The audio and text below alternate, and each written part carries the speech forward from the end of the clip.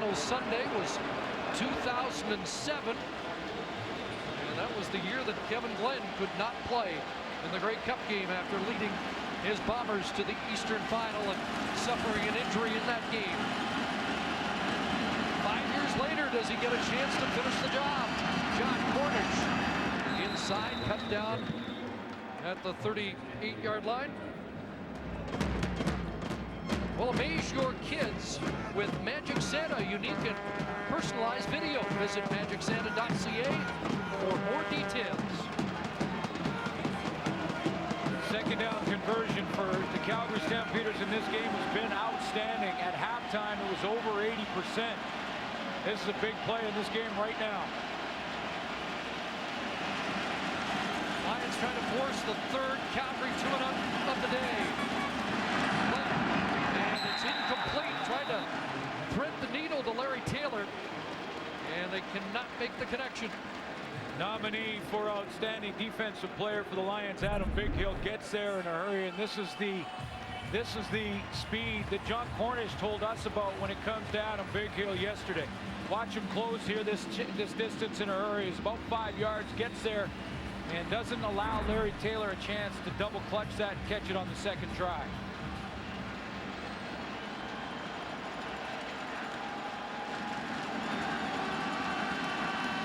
All-star punter Rob Maber to all-star returner Tim Brown. There goes the punt and on a hop at the 30. And Brown through to the 40-yard line. And the Lions will have the football when we come back. Fourth quarter, let's get the mood on the sidelines. First, Farhan Lalji. Chris, Travis Lulay is not one to try to rally the entire offense on the sideline, but he did that in that last break. He told his offense to stay patient and to be better on first down. First down's been a real problem for this team. They need to be more efficient coming out of the gates. Some bad news for the Lions. Sean Gore is currently out with a hip pointer. They hope to have him back. Now with the Stamps, here's Ryan Rashad. Yeah, Farhan, Kevin Glenn came off the field after that last 2-and-out, was extremely frustrated, was pacing back and forth. Bo Levi Mitchell came up, patted him on the shoulder pads, and then the offensive coordinator came over as well, and they had a good chat and kind of calmed him down a little bit, but a little bit frustrating as the offense stalls here on the Stamp sideline. So a critical drive here begins at the 40. Lulay has it batted down. Charleston Hughes gets his hands up. Eric Fraser on the safety blitz. Well, you're going to see Charleston Hughes come up the field and Eric Fraser come underneath here. And Fraser and Hughes in tandem put the pressure on Travis Lulay. Charleston Hughes up the field. He jumps up and knocks it down. The hit coming from Eric Fraser on the safety blitz.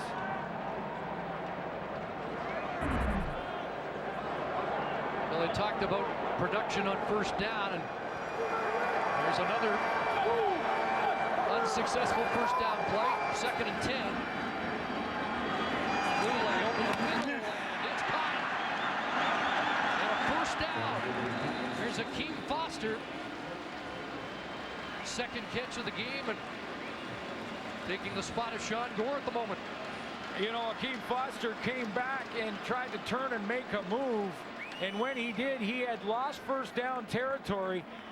His teammate Nick Moore on the other side of the field was signaling to him to get upfield, because when he comes back here in bubbles, he's 2 yards short, but he does turn his shoulders, listens to his teammates, and moves up and gets that first down.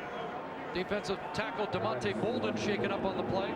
See Nick Moore, number 17, say, get it up there, get upfield, man. There you go.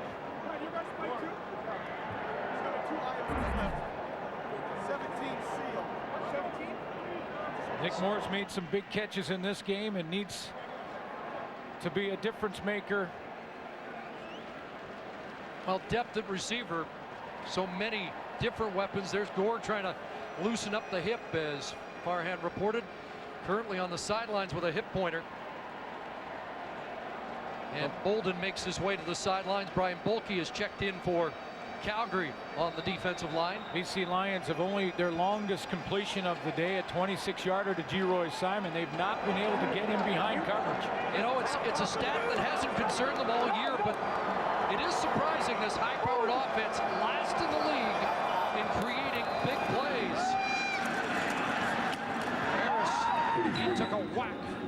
at the 55.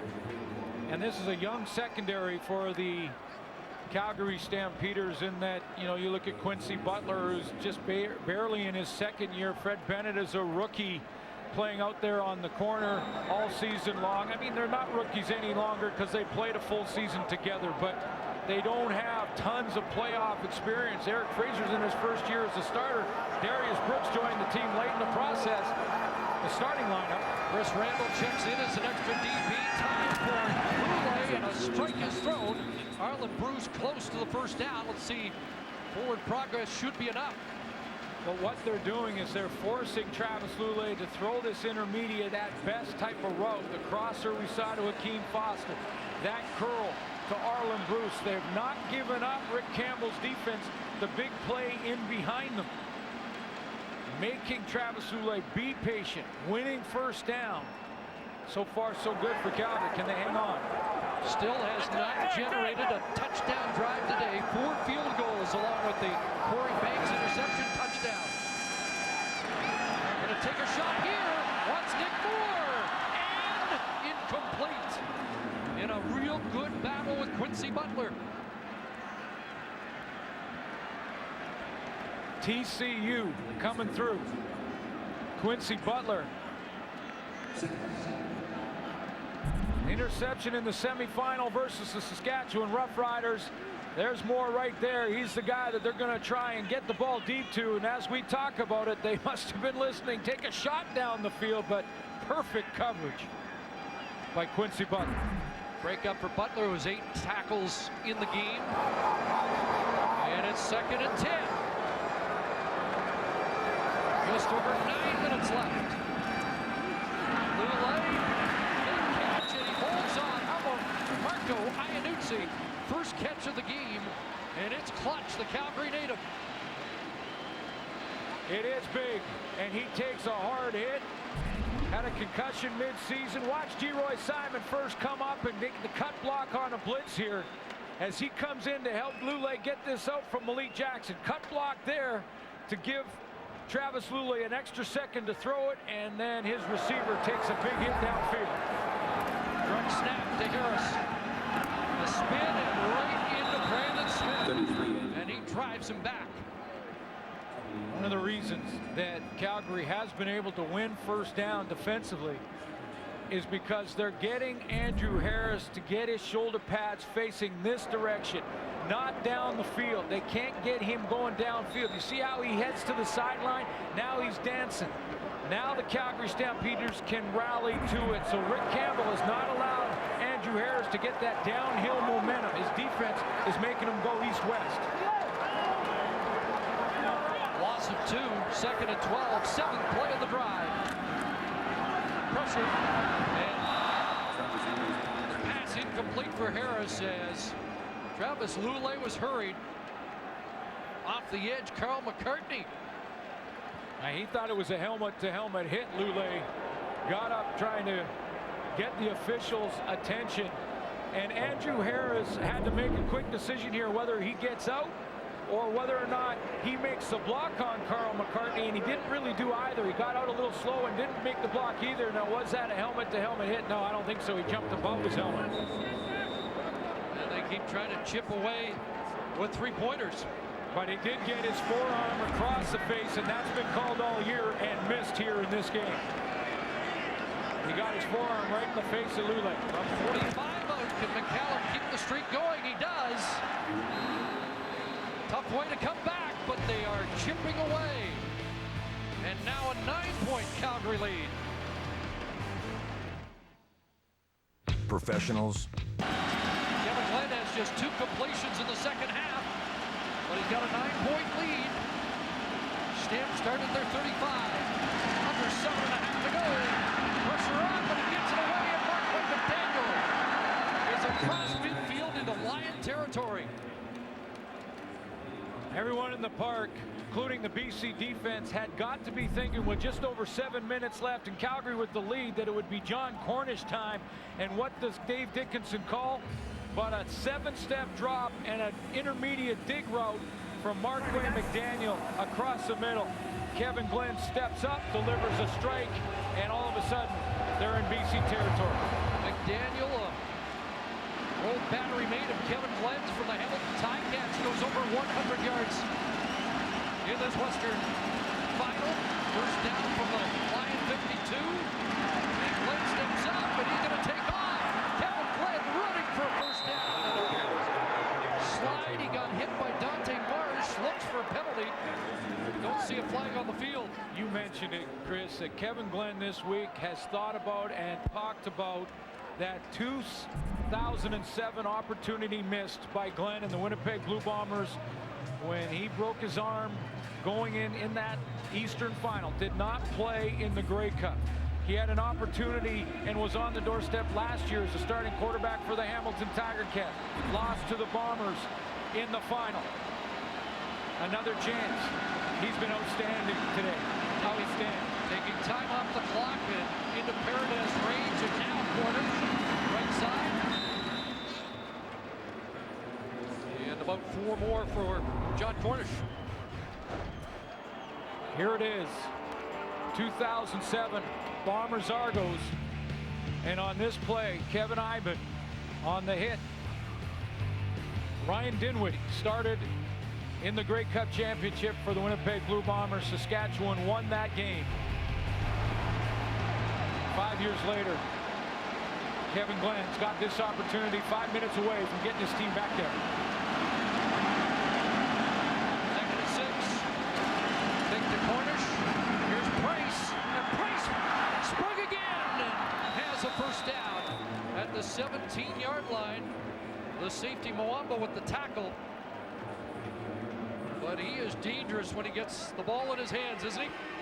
Oh, is he ever. That acceleration, that first cut, whether he's route running or once he has the football in his hands, watch how he takes another step there and just beats the angle of that first BC Lion tackler. Kevin Glenn with that throw over 300 yards and 3 touchdowns so far. 15 on that play to Price. Clock ticking away on the Lions. First man is Cote, and the fullback gets a rare carry.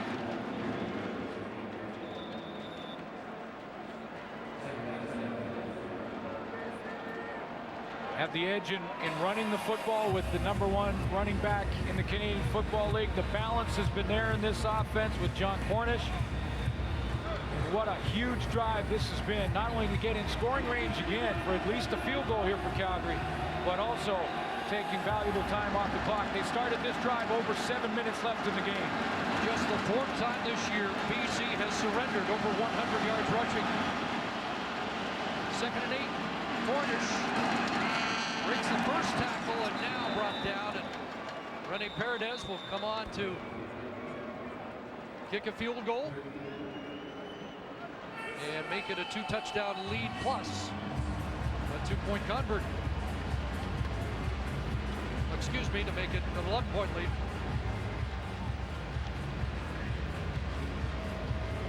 Trying to make it 34-22 and a 12-point lead. So still 2 touchdowns away as I get my math right. Excuse me. And we've seen a lot happen in the final 3 minutes of CFL games many, many times throughout the great history of this league. One of the things that make this game unique. So indeed, 34-22. Rene Paredes.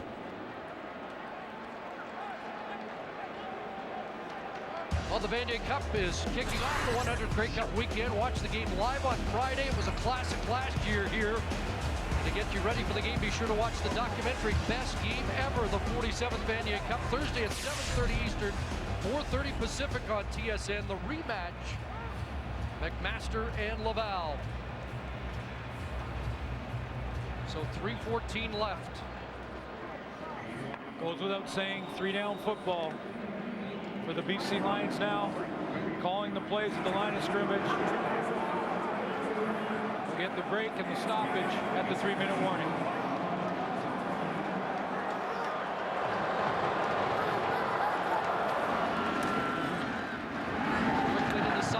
There's Moore skipping out at the 45. And so they are going to give the benches the 3-minute warning. The Calgary Stampeders are in control. The Toronto Argonauts await. Can the Lions mount a late comeback at BC Place?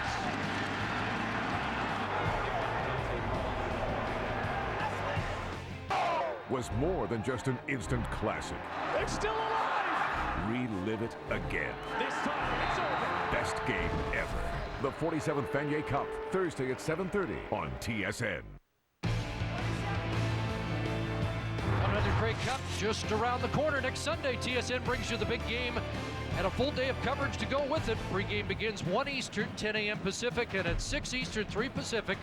Countdown to kickoff. You can catch all the action live on TSN, home of the 100th Grey Cup. Argos will be playing at home. Will it be a rematch of 71 and 91 against Calgary, or do the Lions come back and make it a rematch of 83 and 2004? Travis Lulay over the middle and out of the reach of Andrew Harris. Well, the Calgary Stampeders certainly didn't sit back on that first down play. They sent their halfback on a blitz in Brandon Smith and went after Travis Lulay, forcing a throw that was inaccurate. Didn't. Now on a 2nd and long, you'd anticipate a 3-man rush and drop everyone underneath. Got a couple of young Canadian safeties out there in Fraser and Keenan McDougall deep. 2nd and 10. A jump. See what the call is. Andrew Harris has a first down into Calgary territory. Was it offside, or were the Stampeders drawn?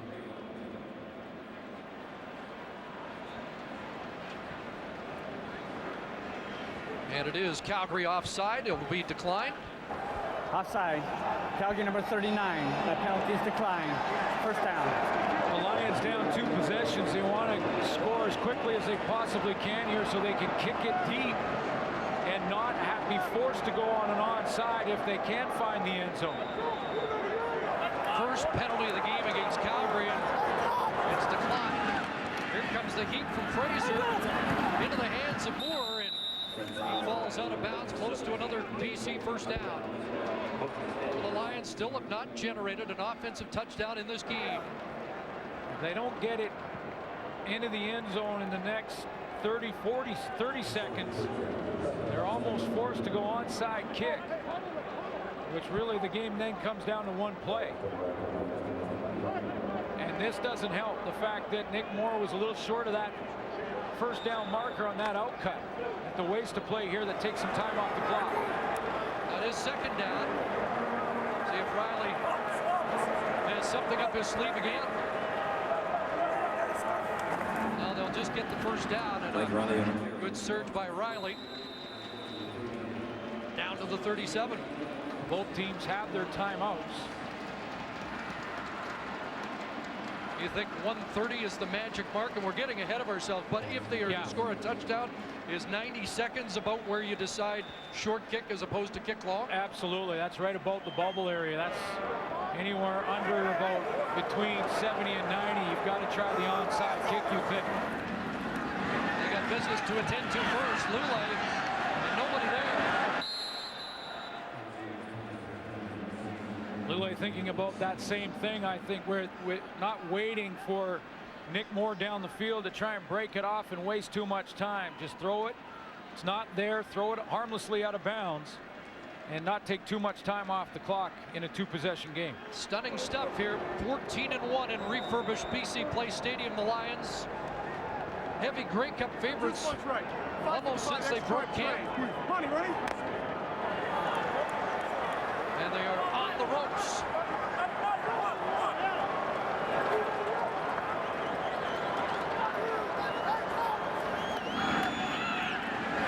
Lulay airs it out. He's got Simon and Eric Fraser came across just in the nick of time. Positionally, the Calgary Stampeders have played their best game in the secondary all year. And this time, a wide open Geroy Simon, the all-time leading receiver in Canadian Football League history. Look how open he is. And Eric Fraser, who's had an up-and-down season, closes quickly and is there with perfect timing to knock that out of the hands of Geroy Simon. He's been hobbled a bit, just one practice in each of the last 2 weeks. Nursing a knee injury. Lulay complete. Marlon Bruce has a first down at the 21.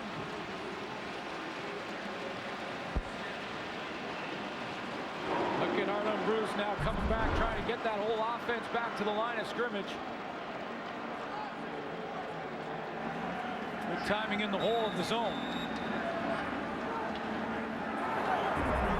They need a touchdown sooner rather than later. Flushed, and hit as he delivers incomplete. Pressure on from that young middle linebacker, Duron Mayo. In for Jawan Simpson in this Western final. Well, we did get ahead of ourselves to talk about that they have to score here and do it quickly so they don't have to onside. That's the first thing they've got to accomplish, though, is to get it in the end zone, and they can score, get a first down before scoring. It's got to be the priority. Chris Randall checks in as an extra DP, and look at this defensive alignment. Now pressure comes. Lula got away. Open man. First down, Nick Ward down around the 8 before he's tossed down. Now time management becomes that much more important for Lula, because depending on how long it takes to get this one more play out of here, if they can score here, now they're almost in that area where they've got to try the onside kick. We did have 2 touchdowns in the final minute of the Western semi last week, but not by the same team.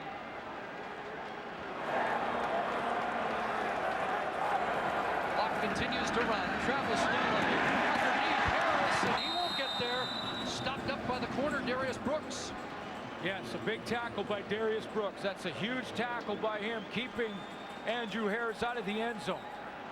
Forces the Lions to take one more play, assuming that it goes down inside of a minute, and now you're talking about an onside kick attempt, and the game comes down to that one play. Injured Stampeder after the 10th catch of the day by Andrew Harris. Again, good coverage, because the receivers that Lule wanted were in the end zone and had to be covered up for him to dump it down to Andrew Harris in the flat. But a big tackle by Darius Brooks. Cordero Law cramping up and getting attention. Lions will get a chance to confer on their next play. Another one of those long BC Lion drives coming up to the 11th play, but the quick strike ability they have not shown this year may come back to haunt them in the biggest game of the year. Well, and that debate will continue when you win the West Final and you have the extra week off. And will there be rust? And clearly the timing of Jacques Chapdelain's offense in the first quarter wasn't there. They did start to bounce back a little bit in the second and third, but it hasn't been that high, proficient, powerful offense we've seen from Travis Lule and the BC Lions this year.